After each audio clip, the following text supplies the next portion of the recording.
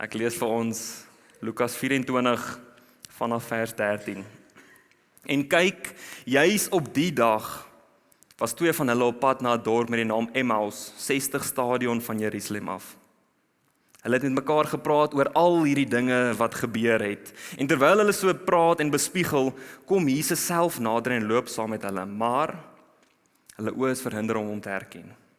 Hy sê toe vir hulle, waaroor loop julle so met mekaar en redeneer? Hulle het gaan staan, hulle gesigte somber. Een van hulle met die naam Kleopas het hom geantwoord, is u die enigste vreemdeling in Jerusalem wat nie weet van die dinge wat in hierdie dae in ons stad gebeur het nie? Hy vra hulle, watter dinge? En hulle antwoord hom, dit wat gebeur het met Jesus van Nasaret, 'n profeet, magtig in woord en daad, in die oë van God en die hele volk. En hoe die leierpriesters en ons volksleiers hom oorgelewer het om ter dood veroordeel te word en hom laat kruisig het. Ons het bly hoop dat dit hy is wat Israel gaan verlos. Maar intussen is dit nou al die 3de dag vandat dit gebeur het. Sommige vroue uit ons geleedere het ons boonop ontstel. Hulle was vanoggend vroeg by die graf en toe hulle sy liggaam nie vind nie, het hulle kom vertel dat hulle 'n visioen gesien het van engele wat sê dat hy leef. 'n Paar van ons het na die graf gegaan en het net so aangetref soos die vroue gesê het, maar hom het hulle nie gesien nie. Toe sê hy vir hulle, o julle wat so sonder begrip is, met harte wat traag is om alles te glo wat die profete gesê het, moes die Christus nie hierdie dinge ly en in sy heerlikheid ingaan nie?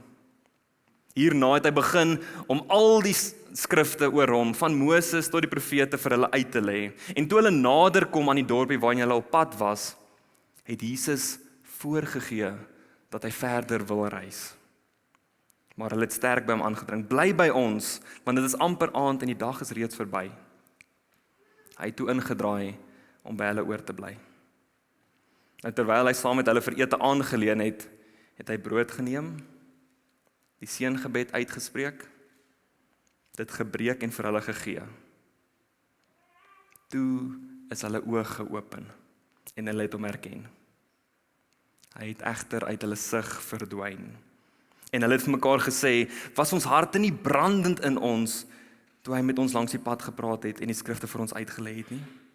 Hulle het onmiddellik opgestaan en na Jerusalem teruggekeer, waar hulle die 11 en die ander saam met hulle bymekaar gevind het. En hierdie ander het vir hulle gesê, die Here is werklik uit die dood opgewek en het aan Simon verskyn.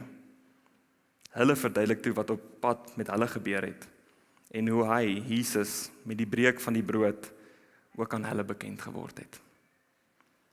Ons lees tot sover. Julle kan weer sit.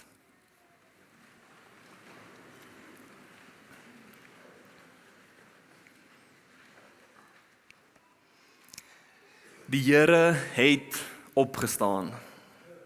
Die Here het waarlik opgestaan. En deur Jesus Christus se ongemaklike gehoorsaamheid is ek en jy, is ons vrygemaak. Deur Jesus Christus se beliggaamde liefde en diensbaarheid en deernis is ons vrygemaak. Die Here het opgestaan en ons is waarlik vrygemaak. Want Jesus, ons opgestane Here, maak lewe vir ons moontlik. Ons sien dit duidelik in hierdie skrifgedeelte. Het ons harte nie brandend in ons geword nie, het ons harte nie warm geword toe hy met ons gepraat het nie, toe hy by ons was nie. Jesus kom maak ons vry, maar Jesus kom maak ons vry op soveel meer maniere, miskien op soveel anderste maniere as wat ons dikwels geneig is om te dink of te wil dink. Jesus kom sluit die lewe, nie wat ook al sy idee van ons van die lewe het nie. Jesus kom sluit die ware lewe, die ewige lewe vir ons oop. Jesus kom sluit ons los. Christus verlos ons, sodat ons voluit saam met God kan leef. Nou reeds. Jesus sluit die lewe vir ons oop. Maar hy sê hierdie, o julle wat so sonder begrip is, met harte wat traag is om alles te glo wat die profete gesê het. Sien, ons, soos die Emmausgangers, is traag. Ons is ongelooflik traag om die omvang van Jesus se goeie nuus te begryp. Ons is so ongelooflik traag om die omvang van Jesus se kruisiging en opstanding te verstaan. En nou bedoel ek nie net verstaan nie, maar om dit volledig te verstaan met ons volledige menswees. Ons is selfs nog meer traag as dit, om dit dan te omarm en aan te neem en te aanvaar en te leef. Ek wonder baie keer of ons nie so gepla raak daarmee om dit te wil ervaar, dat ons heeltemal vergeet om dit actually te aanvaar nie. Ons is ongelooflik traag. Maar ook in Jesus se verheerliking, ook in Jesus se opstanding, bly hy geduldig en getrou. Deernisvol, diensbaar, gehoorsaam aan die Vader en so genadig en barmhartig teenoor ons. Jesus loop saam met ons geduldig. Jesus en die Heilige Gees kom breek vir ons die skrif oop van Moses, die wet, tot die profete, die volledige woord van God, ook soos wat ons dit hierso het, kom breek Jesus en die Heilige Gees vir ons oop. Geduldig, want ons is traag. En dan skenk die Here aan ons die geleentheid vir ons om hom in te nooi. 'n Geleentheid om sy genade en opstanding te erken, 'n kans om sy liefde, ja, te ervaar, maar veral ook te aanvaar en aan te neem.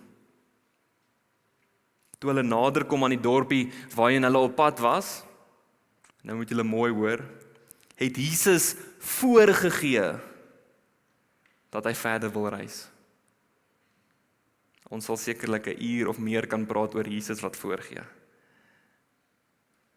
Maar hulle het sterk by hom aangedring, bly by ons, want dit is amper aand en die dag is reeds verby.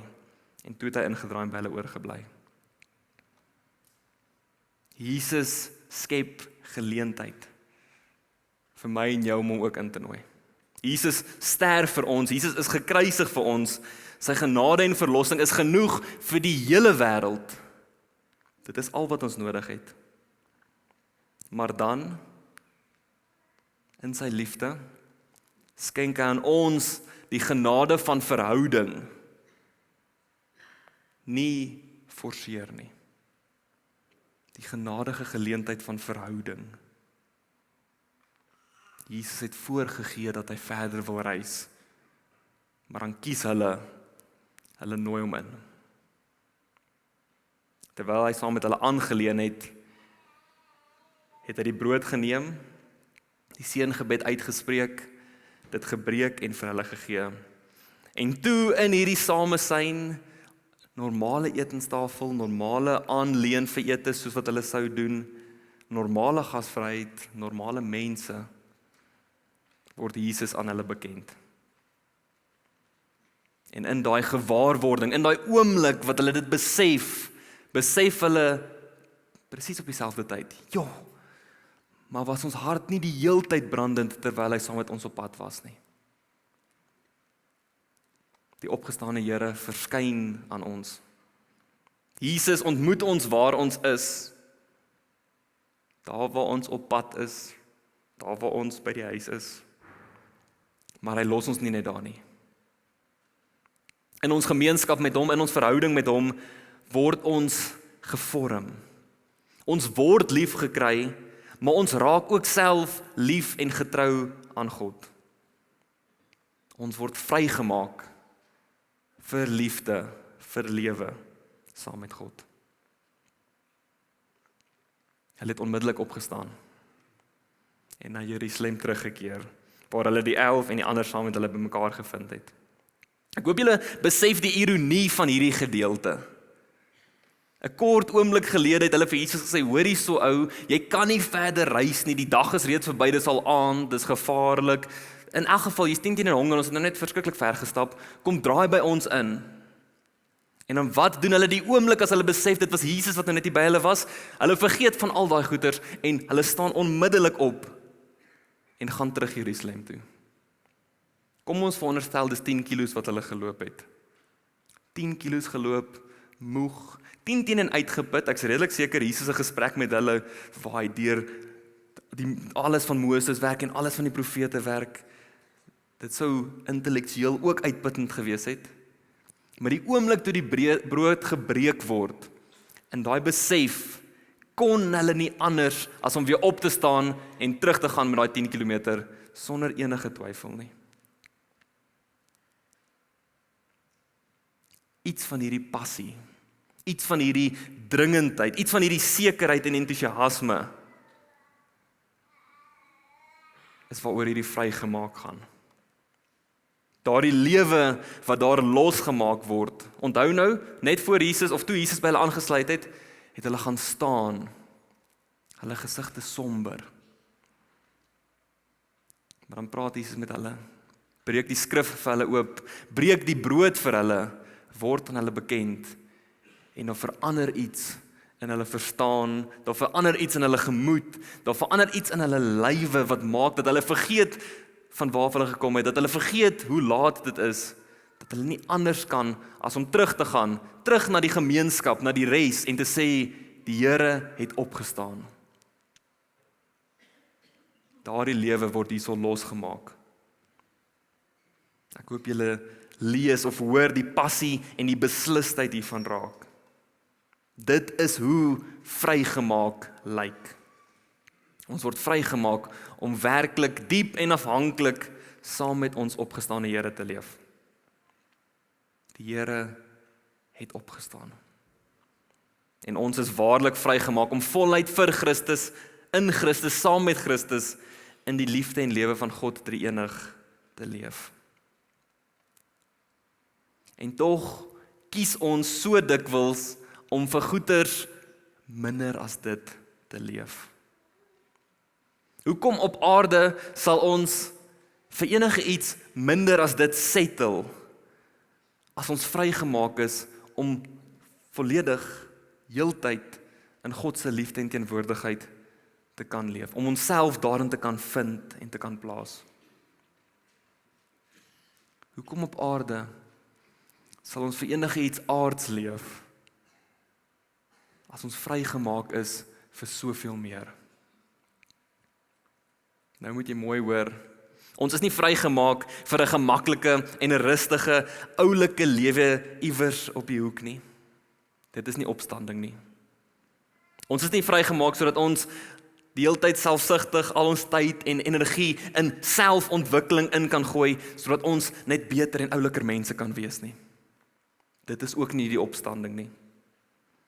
Ons is nie vrygemaak sodat ons met al die ambisie in die wêreld vorentoe kan mars ter wille van sukses nie. Dit is ook nie opstanding nie. Ons is vrygemaak vir liefde. Vrygemaak vir selfopofferende liefde.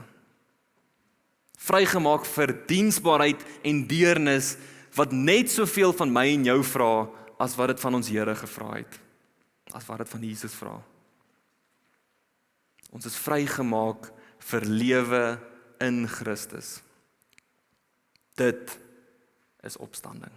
Dit alleen is opstanding. Mag jy dit in hierdie Paastyd, op hierdie Paas-Sondag, opstandingssondag diep besef, maar mag jy dit ook in die tyd vorentoe, soos wat die Here dit geduldig aan ons openbaar, mag jy dit ook in die pad vorentoe besef. Jesus Christus se opstanding kom skeer deur alles wat ons samelewing en ons wêreld vir ons voorhou as waarheid, as goed en as reg. Jesus Christus se opstanding kom skeer deur alles wat mense, persone, my en jou minag. Jesus se opstanding kom maak ons vry. Almal van ons. Mag jy beleef hoe Jesus saam met jou en ander stap. En mag jy met die breek van brood in die samesyn saam met ander beleef hoe God teenwoordig is. En mag jy die werklikheid van Jesus se opstanding beleef en aanneem en self ook leef. Kom ons bid saam.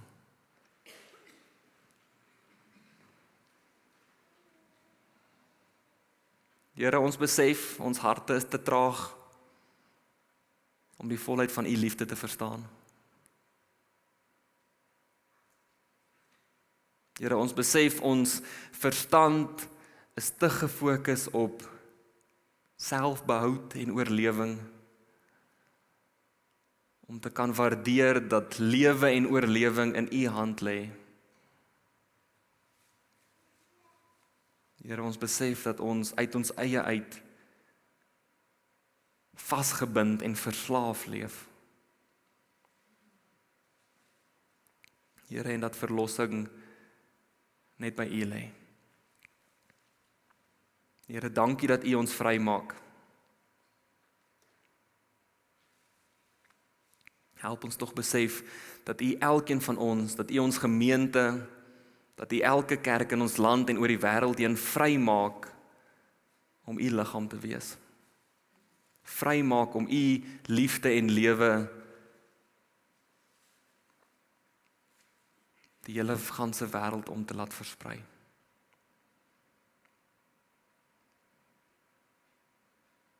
Here, help ons om dit te besef en sal U tog asseblief nooit ophou om ons uit te nooi, geduldig uit te nooi om saam met U te stap nie. Kom werk in ons harte, Here, sodat anders saam met wie ons stap, daar waar ons uitreik, daar waar ons brûe bou, daar waar ons selfs klein geselsies aanknoop, dat hulle ook met 'n brandende hart U opstanding sal beleef. Amen.